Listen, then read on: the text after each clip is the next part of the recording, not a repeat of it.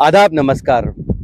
अजीज दोस्तों, अगर किसी सियासी पार्टी को इख्तिदार में आना है या किसी एमएलए या एमपी को जीत कर आना है, इस जीत के लिए बहुत सारे लोगों की मेहनत और कुर्बानी लगी रहती है। मिसाल के तौर पर किसी एक असेंबली कॉन्स्टिट्यूंसी से किसी एमएलए को अगर टिकट मिलना है तो बहुत सारे आकांक्षी होते हैं, बहुत सारे चाहने वाले होते हैं कि वो भी एमएलए या एमपी बने। लेकिन टिकट किसी एक शख्स को मिलती है। जब किसी एक शख्स को टिकट मिलती है तो ये दो तीन लोग जो और टिकट पूछने वाले होते हैं, अक्सर लोग जिसको टिकट मिली होती है उसके लिए काम करते हैं। बहुत ही कम लोग होते हैं जो अगेंस्ट में कुछ साजिश रचने का काम करते हैं। इनके अलावा बहुत सारे लोग भी होते हैं जो ये शख्स की जीत के लिए बहुत सारी मेहनत किए हुए हैं, उसके काम आए हुए होते हैं।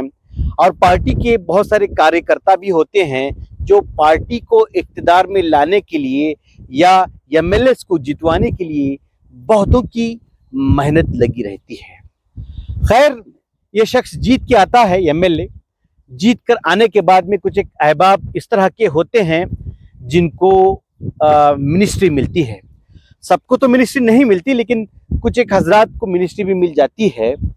लेकिन जिन लोगों को मिनिस्ट्री नहीं मिलती है वो या तो फर्स्ट टाइम के या सेकंड टाइम के एमएलए होते हैं। बहुत सारे कोटे वगैरह रहते हैं, उसमें अगर ये किसी एक समाज से होते हैं तो एक ही समाज के बहुत सारे लोगों को मिनिस्ट्री भी नहीं दी जा सकती, इसलिए बहुत सारे लोग मिनिस्टर नहीं बनते हैं। तो ऐसे लोगों को हुकूमत क्या करती है, उनको बोर्ड एंड कॉरपोरेशन में जगह देती है, जिसकी बिना पर वो बोर्ड एंड कॉरपोरेशन के डायरेक्टर बनते हैं या चेयरमैन बनते हैं। मेरा ये कहना है कि कोई शख्स को टिकट मिलना ही बड़ी बात है, फिर उसके बाद में वो जीत कर एमएलए बनना भी बड़ी बात है। अगर तकदीर बेहतरीन है तो वो मिनिस्टर बनता है, लेकिन एमएलए बनना कोई मामूली बात नहीं है। लेकिन बोर्ड एंड कॉरपोरेशन में भी एमएलए को डायरेक्टर बनाना या चेयरमैन बनाना, मुझे लगता है कि ये जो कार्यकर्ता होते हैं, जो टिकट के आकांक्षी होते हैं, इन लोगों का हक ज्यादा होता है। एमएलए भी यही बने, मिनिस्टर भी यही बने और बोर्ड एंड कॉरपोरेशन के चेयरमैन भी यही बने, तो फिर जो दूसरे कार्यकर्ता, दूसरे पार्टी के जो बड़े लीडर हैं, वो लोग कहाँ जाएं? उनका भी तो पार्टी में योगदान है, उनका भी तो कुछ हक है। उनका हक भी अक्सर जगह पर एमएलए ले लेते हैं। अगर एमएलए बोर्ड एंड कॉरपोरेशन के चेयरमैन नहीं बनते हैं तो यही एमएलए क्या करते हैं, अपने जो खास चेले चपाटे लोग रहते हैं उनको बोर्ड एंड कॉरपोरेशन के चेयरमैन बनाना या अलग अलग ओहदे पर बिठाने का काम करते हैं। इनके, चलो ठीक है, इनके चाहने वाले हैं, लेकिन चाहने वाले हैं, अगर वो कार्यकर्ता हैं उनको आप अगर बोर्ड एंड कॉरपोरेशन के चेयरमैन बना रहे हैं या डायरेक्टर बना रहे हैं तो अच्छी बात है। लेकिन अक्सर जगह पर एमएलए क्या करते हैं, ऐसे लोग जिनका पार्टी के लाइन से कुछ काम भी नहीं है, पार्टी को जिताने के लिए कुछ इनकी खिदमत भी नहीं है और पार्टी से दूर दूर तक वास्ता भी नहीं है, ऐसे लोगों को लाकर चेयरमैन या डायरेक्टर बनाते हैं, जो कि एक कार्यकर्ता का हक है। ऐसे लोगों को चेयरमैन बनाते हैं जो वक्त तक नहीं दे सकते वो बोर्ड एंड कॉरपोरेशन के लिए। कोई डॉक्टर होता है, कोई वकील होता है, उसको अपने प्रोफेशन से फुर्सत नहीं मिलती, अब वो आके बोर्ड एंड कॉरपोरेशन में क्या अपनी खिदमत अंजाम दे सकता है। बाज़ मर्तबा ऐसा होता है, एक एमएलए को एक पर्टिकुलर कम्युनिटी के वोट नहीं मिलते, तो वो क्या करता है, उस कम्युनिटी के आदमी को बोर्ड एंड कॉरपोरेशन में जगह देता है। लेकिन जिस कम्युनिटी के वोट भरपूर अंदाज में इस एमएलए को मिले हुए रहते हैं, उस कम्युनिटी को सरासर जो है नेग्लेक्ट करते हैं और नजरअंदाज करते हैं। ये लोग इस तरह से सोचते हैं कि ये कम्युनिटी को ऑप्शन ही नहीं है, ये कम्युनिटी तो हमें ही वोट देगी। लेकिन इसी कम्युनिटी की वजह से ये जीत कर भी आया होता है, इसी कम्युनिटी की वजह से पार्टी इख्तिदार में आई होती है, लेकिन इस कम्युनिटी को सिरे से धुतकारा जाता है, इनकार किया जाता है। तो मेरा एक कहना ये है कि आप जो बोर्ड एंड कॉरपोरेशन का तकर्रुर करने जा रहे हैं, ऐसे लोगों को करें जो पार्टी के लिए दौड़ धूप करके इख्तिदार में लाने का काम किए हैं, जो पार्टी के लिए असेट हैं, जो पार्टी के फ्यूचर में काम आने वाले हैं।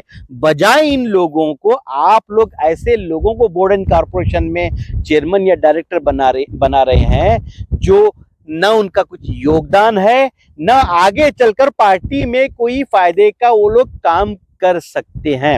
अच्छा, बाज एमएलए इसलिए भी दूसरों को जो पार्टी से जिनका ताल्लुक नहीं है उनको चेयरमैन इसलिए बनाते हैं कि ये समझते हैं कि अगर कोई पॉलिटिकल कार्यकर्ता अगर बोर्ड एंड कॉर्पोरेशन का चेयरमैन बन जाता है तो ये समझते हैं कि कहीं ये अगली बार इनके मध्य मुकाबिल टिकट पूछने में ना आ जाए। मैं इनसे कहना चाहता हूं कि तकदीर में जो होता है वही होता है। आप इस तरह की अपनी सोच रखेंगे, अगर आप उसको नेग्लेक्ट करेंगे, जो कार्य करता है उसको अगर एमएलए बनना है तो किसी भी सूरत में वो बनेगा ही बनेगा। लेकिन आप अपनी नीयत क्यों खराब कर रहे हैं? आपको चाहिए था कि आपके लिए जो फिलहाल काम आने वाले लोग हैं, जो आपको जिताने में योगदान दिए हुए हैं, उन लोगों का आप एहसान मानते हुए उनको बोर्ड एंड कॉरपोरेशन में जगह देते। लेकिन अक्सर जगह पे देखा जा रहा है या तो अपने चेले चपाटे जो पार्टी के लिए 1% काम के भी नहीं होते हैं, या जिनका पार्टी से कोई सरोकार या ताल्लुक नहीं रहता है, ऐसे दो लोगों को आप बोर्ड एंड कॉरपोरेशन के चेयरमैनशिप दिलवाते हैं। तो मैं पार्टी से ये कहना, भले भले कोई भी पार्टी हो, जनता दल हो, कांग्रेस हो, बीजेपी हो, आपको चाहिए कि आपके जो सही नीयत से काम करने वाले कार्यकर्ता हैं उनको नजरअंदाज न करें, उनकी मेहनतों को नजरअंदाज न करें। इन्हीं लोगों की मेहनतों की वजह से आप इख्तिदार में पहुंचे हैं, इन्हीं लोगों की मेहनतों की वजह से पार्टी आपकी हुकूमत में पहुंची है। तो जरूरत इस बात की है कि आप लोग कार्यकर्ता जो मेहनती हैं, जो आपके लिए फ्यूचर में काम आने वाले हैं, इन लोगों का ख्याल रखें। और उम्मीद करता हूं कि ऐसे लोग जो मेहनती हैं इनके साथ इंसाफ होगा। आपने मुझे सुना, बहुत बहुत शुक्रिया। आदाब, नमस्ते।